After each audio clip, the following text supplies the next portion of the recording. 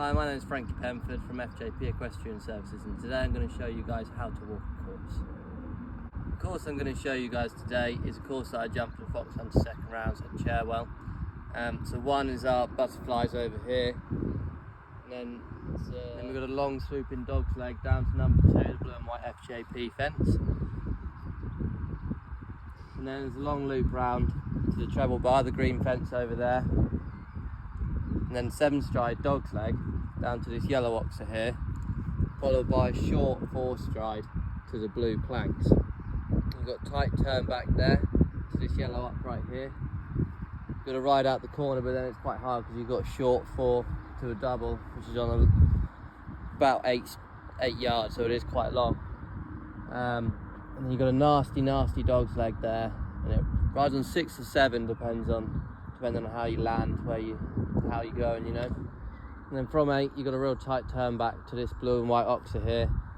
It's quite testing up the corner. And you've got a right angled dog's leg on 9 strides, sort of skinny behind yourselves there. And then it's quite a hard turn, but you've got to get back on yourself and really get motoring, because then you've got the open water after that. And that is the course that we've set out for today. So here we've got number 1, it's our butterfly jump. It's quite tight out the corner, and we normally have it set up as a nice wide ascending oxer, so it invites you to ride out the corner, which is quite hard sometimes because you haven't got a lot of distance from the corners to get moving. From here we're going down to number 2, which is the blue and white FJP fence. It's quite a long sweeping dog's leg, a bit too long to count, and you've got this jump in the way a little bit here, so just let yourself ride down without looking too much for a stride. And then once you've got yourself straight, just sit up and hold the front end to make sure you don't have the plank. Now it's a fairly long way from 2 round to 3, this treble bar here. There's a little bit of room out the corner, but you don't want to let your horse switch off too much in that distance there all the way around.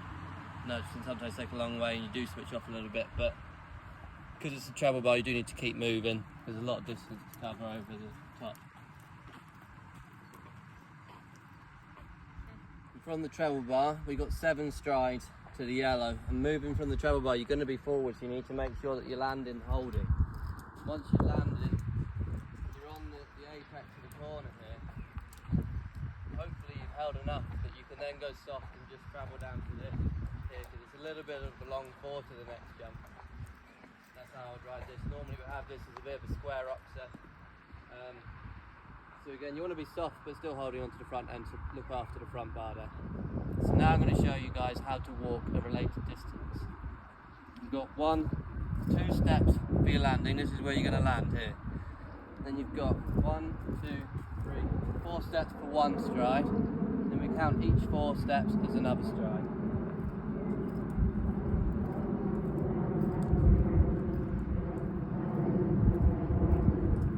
This is where you're going to take off from.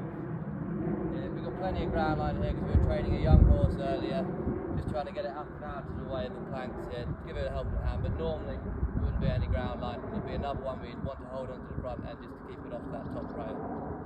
Now we're going to swoop round from the blue plank. It's quite a tight turn back here, but not a lot of time in between the fences. You've got to get a lot of control because you've got a short 4 strides to a double there, which makes it quite hard. You've also got the open water here, which they do tend to spook at, so you do need to keep your inside leg on. Ride out the corner a little bit, but keeping the energy. So again here we've got 4 strides. This one's a little bit tighter, just to make it a bit harder work for the horses, down to the double there, because you then got a fairly long 1 stride, so it does make it quite hard going from shortening to lengthening. 2, we're going to land here. 1, 2, 3, 4, and I've got the takeoff point here. Normally you'd want 2 strides for takeoff, but here I've set it out quite short to make it really hard for these horses, training them for Grand Prix and stuff. We need them to find it hard at home so it's easier at the shows.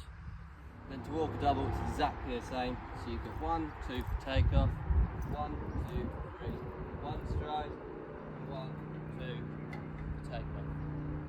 So now I've got quite a sharp dog's leg to the next fence. I like here to try and drift out a little bit, hit the fence before I make my turn, just to give myself that little bit of extra room. when you're jumping a little bit bigger in the 130s, 140s and Grand Prix, you're going to need to take a little bit tighter, just so that you're being conscious of the time, as it is always tighter on time in those types of classes.